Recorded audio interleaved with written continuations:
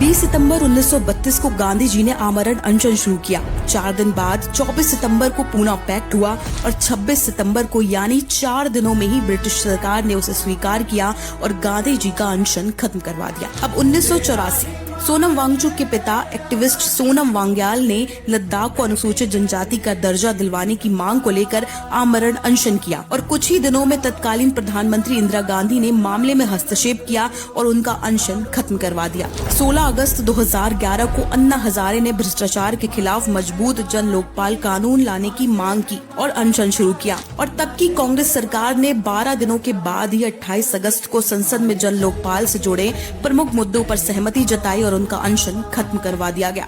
अब 2018 professor GD Agarwal ने गंगा को प्रदूषण से मुक्त करवाने की मांग को लेकर नरेंद्र मोदी की नेतृत्व वाली भाजपा सरकार से मांग की, लेकिन 111 दिनों तक किसी ने भी उनको सुना नहीं, न ही उनकी सुध ली और 112वें दिन अनशन करते हुए उन्होंने दम तोड़ दिया। और आज 17 जुलाई 2026 है और सोनम वांगचुक को आमरण अनशन करते हुए 19 दिनों से ज्यादा हो चुके हैं। देश के छात्रों के अच्छे भविष्य के लिए वो लड़ रहे हैं, लेकिन इस गूंगी बहरी बेरहम सरकार के कानों में जूं तक नहीं रेंग रही। देश के लिए आमरण अनशन करने वालों के आगे कांग्रेस तो क्या, अंग्रेजों की हुकूमत तक झुक गई। और आज जो भाजपा सरकार देश को विश्व गुरु बनाने, अमृतकाल और राम राज लाने की बात करती है, उसने दिखा दिया कि इनका अहंकार और सत्ता की भूख इतनी ज्यादा बढ़ चुकी है कि ना तो इन्हें साइंटिस्ट का अनशन दिख रहा है, ना ही देश के बच्चों का भविष्य। धिक्कार है ऐसी बेरहम और बेशर्म सरकार पर।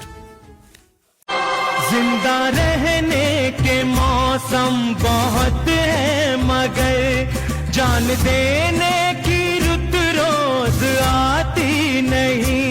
हुस्न और इश्क दोनों को रुसवा करे वो जवानी जो खून में नहाती नहीं।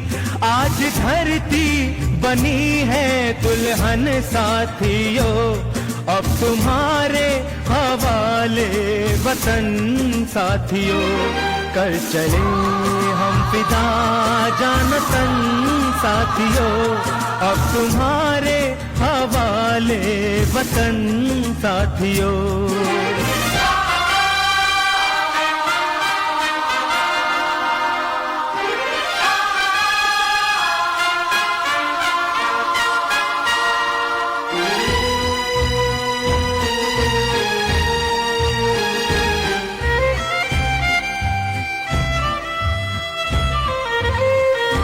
राह कुर्बानियों की ना वीरान हो, तुम सजाते ही रहना नए काफिले।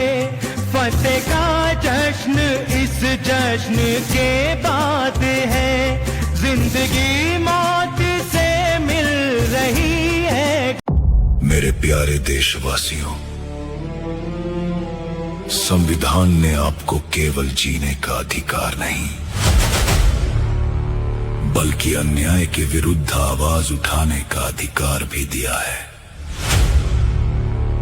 अनुच्छेद 19 आपको बोलने, सरकार से प्रश्न पूछने और शांतिपूर्ण विरोध करने की शक्ति देता है।